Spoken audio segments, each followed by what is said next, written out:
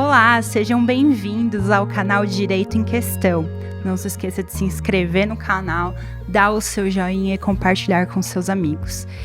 Eu sou a doutora Isabela Pari e eu estou aqui com o doutor Vital Barbosa, delegado de polícia aposentado e advogado. Hoje nós vamos falar sobre um tema que eu acredito que se você ainda não passou na sua vida, você irá passar.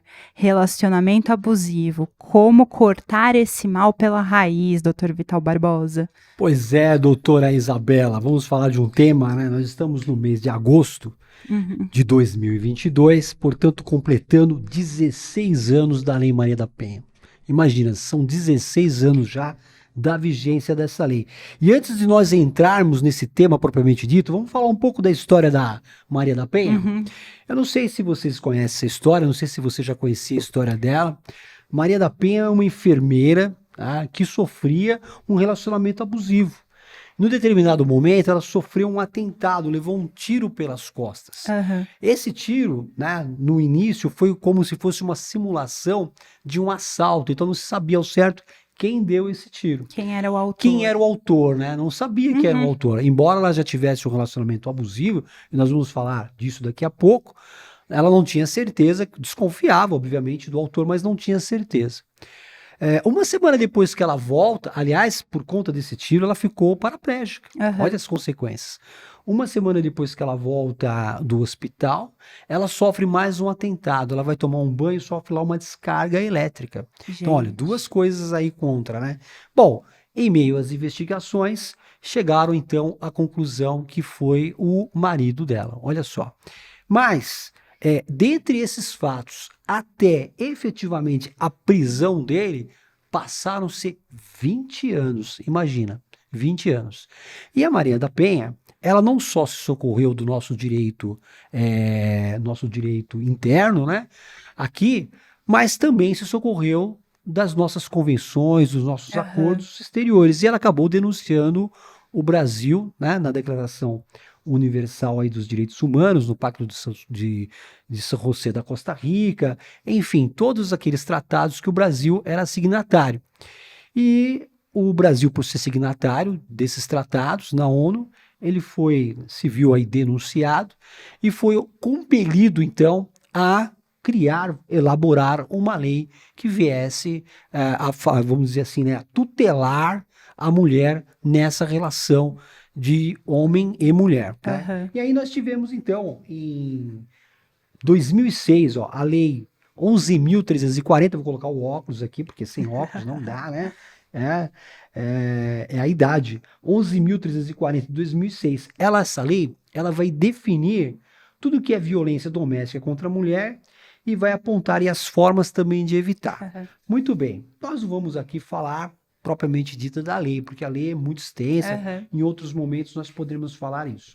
Mas como identificar, né, os primeiros sinais de um relacionamento abusivo?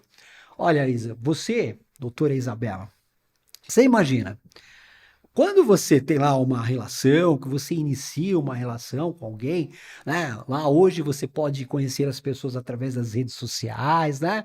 Ou então numa balada, enfim. Naquele momento que você está iniciando um relacionamento, o seu parceiro não vai chegar te dando um cola-brinco, né? E dizendo, ó, eu sou possessivo e daqui pra frente vai ser assim. Não existe isso, não é verdade? Naquele primeiro momento, é o seu príncipe, né? No primeiro momento é o seu príncipe. Vai se apresentar uma pessoa, né, educada, enfim, cavalheira, né, para poder te conquistar.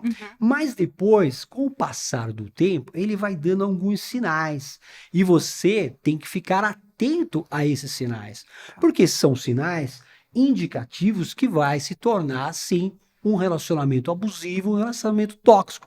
Se você identificar esses sinais com antecedência e sair fora dessa relação, beleza. Agora, se você, obviamente, mesmo assim persistir, você vai para o risco. O primeiro sinal, por mais óbvio que seja, é o ciúme excessivo. Nós falamos do ciúme.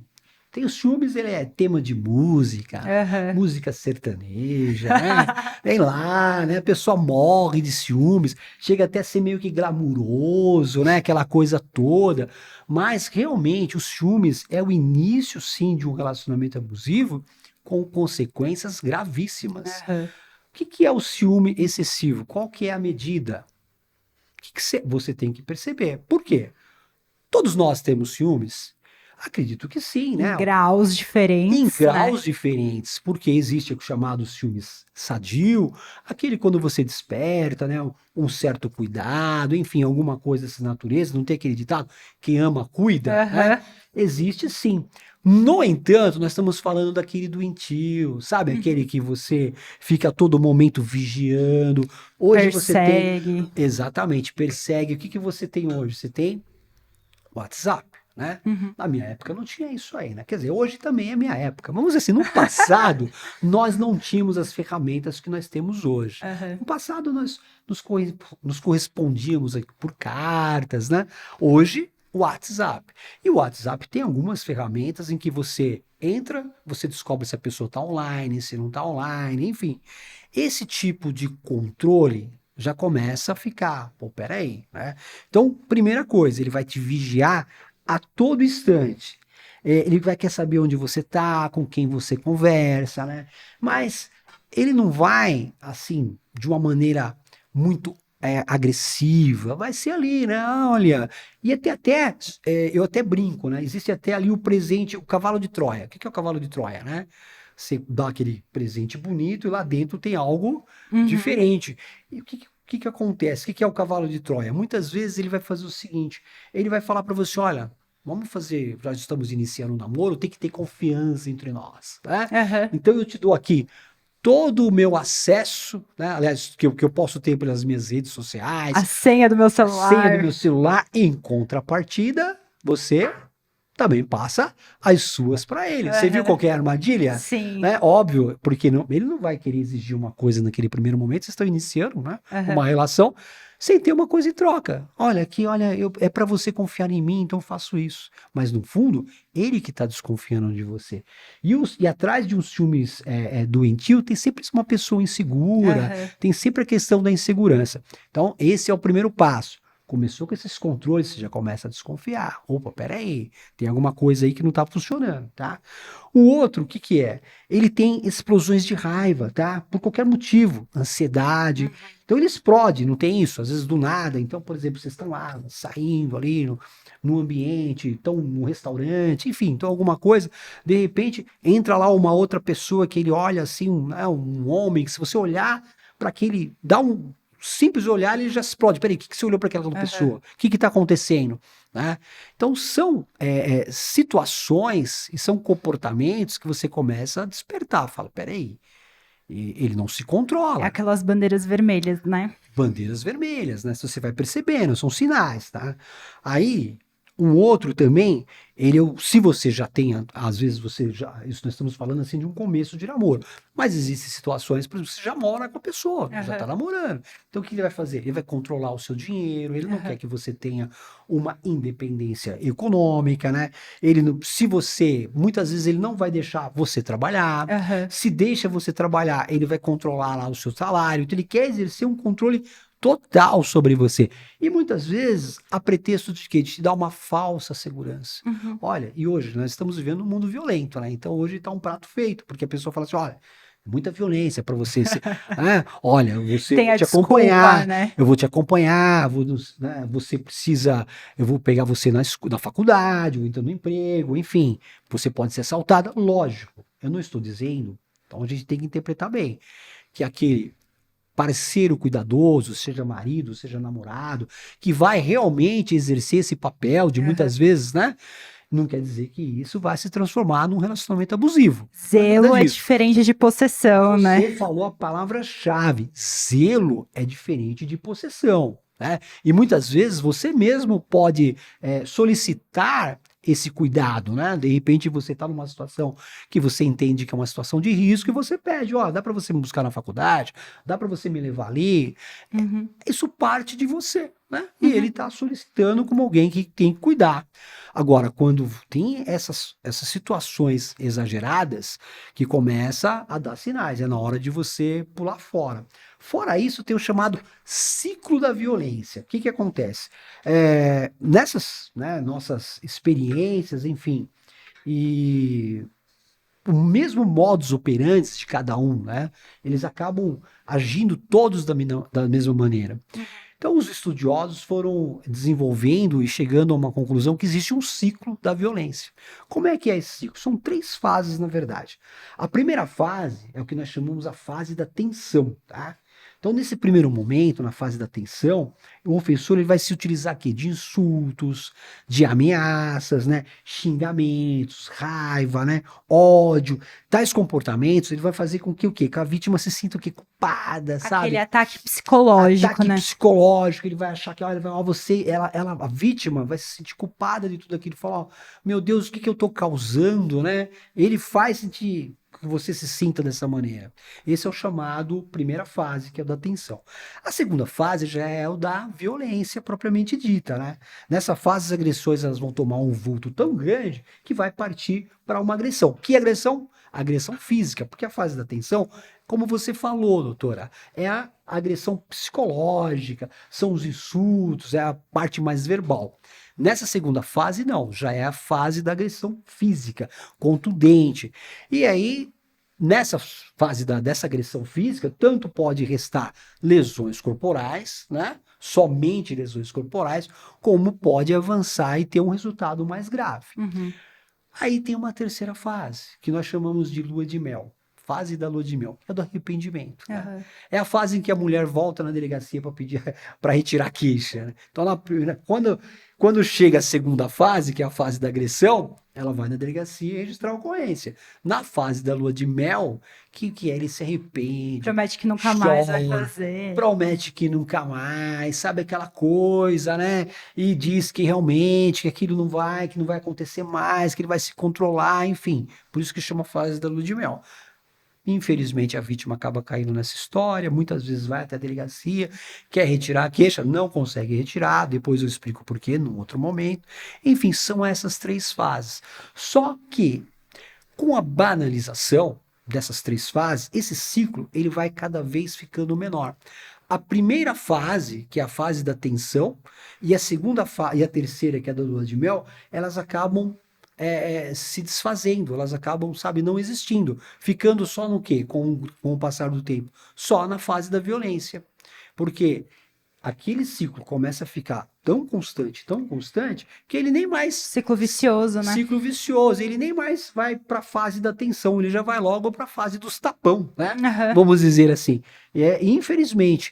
Então, o que acontece? A mulher, a vítima, né, propriamente dita, tem que ter a percepção, né, de identificar esses sinais.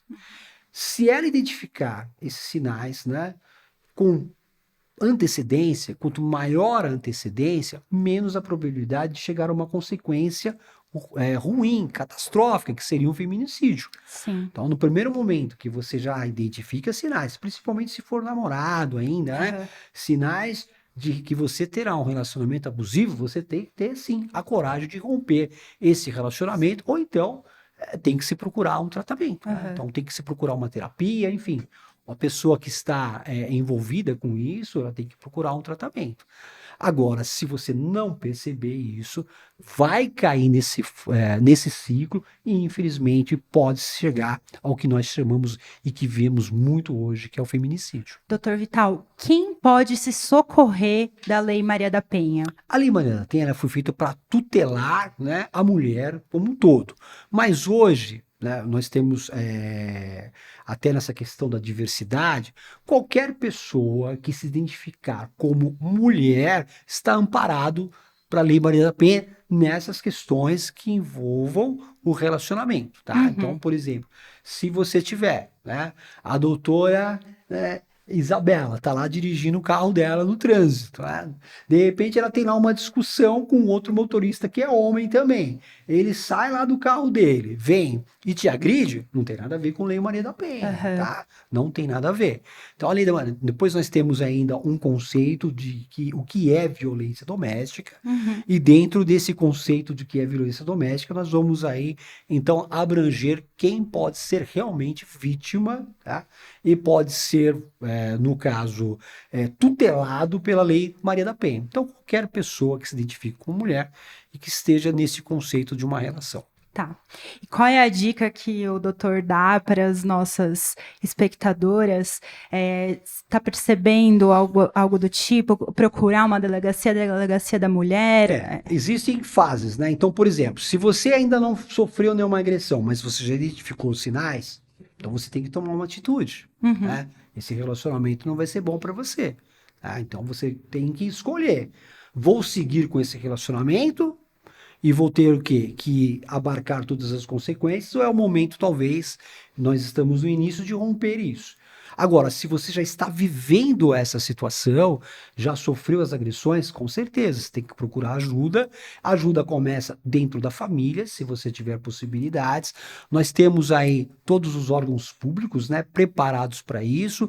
Tem os disques de denúncia, a Polícia Militar 190, né, 180, onde você mesmo, vítima, pode fazer a denúncia. Procurar a delegacia para registrar o boletim de ocorrência, aí você vai ter todas as benesses da lei, que serão as medidas protetivas, dentre elas afastamento do lar, né, proibição de aproximação, dentre outras medidas protetivas. E, inclusive, com o agressor até passível de ser preso se ele descumprir essas medidas protetivas. Tem uma lei, os casos mais graves, você tem casa de abrigo, que você vai sair da sua casa, vai para uma casa de abrigo, enfim. Existe hoje, os órgãos públicos, né, tem lá uma ação, vamos dizer assim, multidisciplinar, porque são vários segmentos, polícia, assistente social, psicólogos, para dar todo, né, esse amparo, essa acolhida, melhor dizendo, para a mulher que esteja vivendo essa situação. Então, para as nossas espectadoras, fica aí a dica. Se você conhecer alguém ou estiver passando por isso, procure ajuda, né, doutor Vital? Sim, com certeza. E o importante, se você já reconheceu os sinais, né, corte esse mal pela raiz, né? Exatamente. Corte esse mal pela raiz. Não deixe que isso avance. Com certeza. E agora a gente encerra mais um vídeo aqui do canal Direito em Questão. Obrigada, doutor Vital. Obrigado, né? Seguimos então com outros assuntos, né? Nos acompanhem, temos bastantes temas aí para ser discutidos, né? E nos siga nas redes sociais, @doutora Isabela Pari, @doutor Vital Barbosa, e se inscreva no canal. Até a próxima. Até a próxima.